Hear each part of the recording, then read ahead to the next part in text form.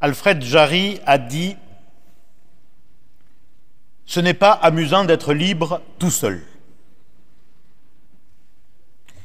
On peut se poser la question d'ailleurs de savoir si on est vraiment libre quand on est seul. Alors, on pourrait dire sans doute que oui, nous sommes libres quand nous sommes seuls, puisqu'il n'y a personne pour venir nous limiter, nous interdire, nous contrôler. On pourrait dire d'ailleurs que lorsqu'on est seul, on peut tout faire.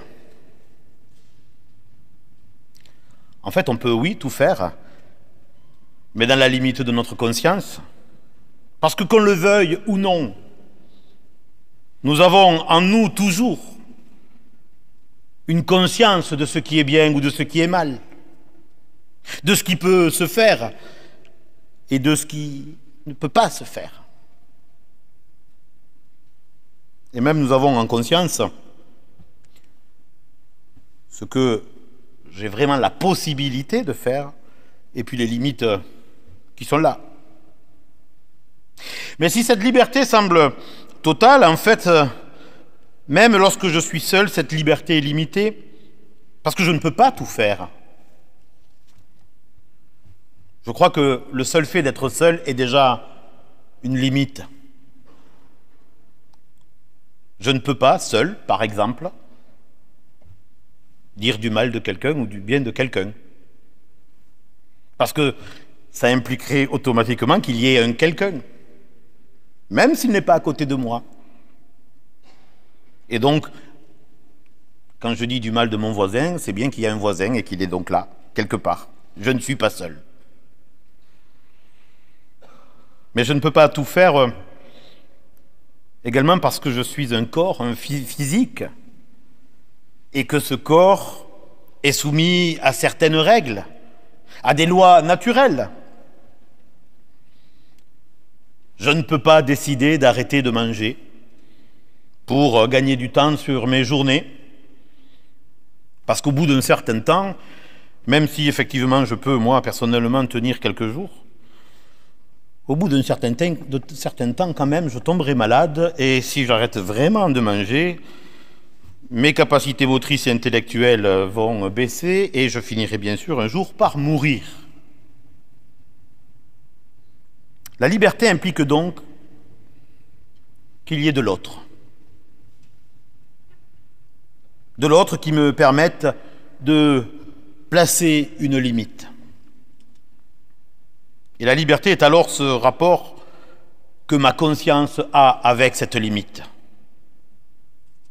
Je peux l'accepter librement, si c'est en accord avec ma conscience, ou je peux aussi, bien sûr, décider de dépasser la limite. Et dans les deux cas, cela a des incidences différentes. J'ai le droit, je suis libre d'accepter certaines lois, parce que je considère qu'elles sont nécessaires pour le pays, pour le peuple.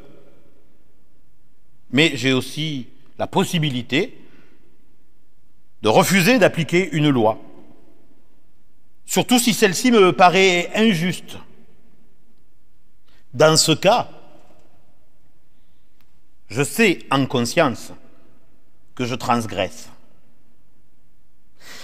Et je sais également que je risque une condamnation. Et je crois que c'est là que réside l'authentique liberté, quand je choisis en conscience et en responsabilité. Prenons un exemple dans notre pays. La loi réprime l'entrée, le séjour et la circulation des personnes étrangères en situation irrégulière. Et l'aide apportée à ces migrants constitue une infraction pénale. Je peux accepter cette loi. J'ai la liberté de la trouver juste. Oui, c'est ma liberté. Même si, bien sûr, je ne partage pas cette opinion, mais j'accepte que d'autres puissent l'avoir. C'est leur liberté. Mais je peux aussi trouver que cette loi est totalement injuste, inhumaine. Notamment quand elle condamne celles et ceux qui ont apporté de l'aide à des migrants qui traversaient les Alpes à pied, ou bien à celles et ceux qui ont sauvé de la noyade des migrants qui traversent la mer sur des bateaux de fortune. En fait, nous retrouvons ici le conflit entre deux formes d'éthique ou de morale, c'est selon, l'éthique de conviction et l'éthique de situation. Oui, la première se fonde donc sur une conviction qui est en lien avec une réflexion. Et si je garde le même exemple de cette loi, je peux considérer qu'effectivement, s'il n'y avait aucune limite, aucun contrôle des migrations sur le territoire, il peut y avoir un risque. Et cela peut même être, cette loi pourrait même être bénéfique pour les migrants, parce qu'en l'accueillant légalement, en accueillant quelqu'un légalement, on lui accorde des droits. Tandis que si on le fait entrer illégalement, on condamne ce migrant à être dans la clandestinité, et donc d'être là sans droit, et particulièrement en matière de santé. Ça, c'est bien sûr une éthique de conviction. Mais si je me retrouve confronté en réalité à des personnes en situation de danger et pour qui la seule chance, c'est d'entrer sur le territoire, alors oui, sans hésiter, parce que ma conscience voit d'abord la vie humaine, je ferai tout mon possible pour aider cette personne, quand bien même je risquerai d'être condamné. Et là, c'est l'éthique de situation. La situation m'oblige à agir différemment peut-être de ma conviction. Et nous pouvons vivre cela dans plein de domaines, très différents, et même dans les petites choses de chaque jour. Dans une étude sur les liens entre la religion, la morale et la science, Ferdinand Buisson, nous en parlions hier au brunch libéral, Ferdinand Buisson prend un exemple qui pourrait tout à fait être une illustration de ce qui se passe avec les disciples de Jésus dans ce champ de blé un jour de Shabbat. Pour le dire rapidement, Buisson prend l'exemple d'une tribu dans laquelle la règle morale et religieuse interdit aux femmes d'accoucher dans leur maison. C'est la règle. Règle religieuse. Règle de la tribu. C'est comme ça, et tout le monde le respecte. Parce qu'en fait, tout le monde adhère à cette règle. Elle est admise. Alors quand une femme arrive au terme de la grossesse, eh bien son mari part construire un abri à l'extérieur où la femme pourra aller donner naissance à leur enfant. Mais voici qu'une femme, sans les premières contractions annonçant la naissance imminente, un peu trop tôt, beaucoup trop tôt. Et l'homme, son mari, n'a pas encore eu le temps de construire l'abri comme c'était prévu. Alors Buisson nous dit, pour cet homme, s'il respecte la règle,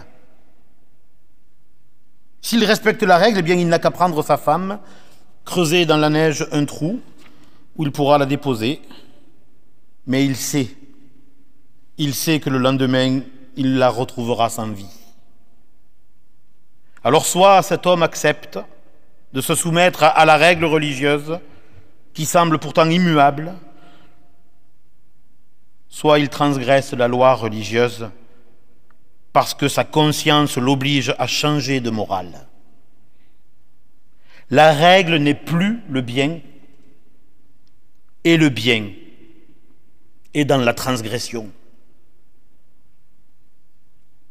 Et c'est souvent à cause de la compréhension de la religion comme morale figée et stricte C'est souvent par cette compréhension-là que nos contemporains fuient toute forme de religion. Et que nous voyons alors apparaître comme une sorte de contre-religion, ou comme le dirait le philosophe Guyot, une irréligion, qui va se fonder souvent sur les seuls principes de la science. Cette science qui devrait pouvoir tout expliquer, lever le mystère sur tout. Et alors, pour rester dans cet exemple de Buisson, l'accouchement par une femme d'un enfant est un cycle de reproduction de l'espèce, tout simplement. Tout comme en ce qui concerne les disciples de notre récit, la faim et le fait de manger est une nécessité physiologique. J'ai faim, je mange. Pour en revenir à notre texte, nous avons d'un côté des religieux qui posent comme règle qu'il ne faut pas arracher de blé un jour de Shabbat parce que c'est considéré comme du travail. Et la loi interdit le travail ce jour-là. Qu'ils aient faim ou non, peu importe. Il faut respecter la règle. Et puis nous avons de l'autre côté des disciples qui, eux, ont faim. Et ils mangent. Le corps le leur réclame, processus physiologique de nutrition. Le premier système, celui des religieux que j'appelle moral, pose un interdit et donc limite la liberté. Le second, que j'appellerai la science quelque part, ne pose aucune limite et permet une liberté totale. J'ai faim, je mange. Mais si nous voyons bien les limites du premier système, il faut voir que le second se fonde sur une liberté qui ne tient pas compte de l'autre. C'est un peu vouloir être libre tout seul. Il ne s'agit pas de faire de la loi religieuse une règle immuable sous peine de condamnation divine. Mais il ne s'agit pas non plus de supprimer toute loi religieuse. Et ce que Jésus nous invite à faire, c'est de replacer simplement la religion à sa juste place. Non pas un système suprême et absolu,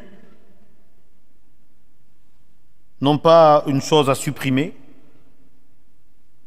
mais quelque chose qui accompagne l'être humain vers le bien absolu. Et pour cela, il faut que la religion s'articule au monde dans lequel elle se trouve. Oui, frères et sœurs, aucune religion n'est immuable. Il faut accepter qu'elle évolue, qu'elle change, qu'elle accompagne l'homme et la femme d'aujourd'hui. Et la religion est également ce qui nous permet de ne jamais se penser arriver au bout des explications du vivant, du monde, de l'univers. La religion n'empêche pas de se questionner. Elle n'empêche pas de faire des avancées scientifiques. Et parfois même, ces avancées obligent la religion à évoluer elle-même. Il faut que la religion, quelle que soit son expression, pour nous, elle sera teintée d'évangile, pour d'autres choses. Mais le sentiment religieux reste toujours le même, et il faut que la religion, quelle qu'elle soit, empêche d'oublier que ces questions se posent. Je crois que notre sentiment religieux, que la religion elle-même, m'interdit de croire que je suis seul au monde, que je sais tout, ou croire que tout est clair, scientifiquement prouvé. La religion, c'est ce qui me permet finalement de sentir ma place dans l'univers, mais dans un univers qu'il faut expliquer et continuer sans cesse à chercher plus loin. un univers dont je ne trouverai jamais les limites. Oui, la religion est une fenêtre ouverte sur l'infini, mais qui ne nous fait pas posséder l'infini.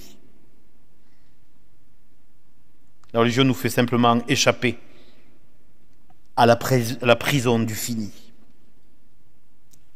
Voilà la liberté que la foi nous donne. Échapper à la prison du fini pour aller toujours plus loin, dans le bon, dans le beau et dans le vrai. Amen.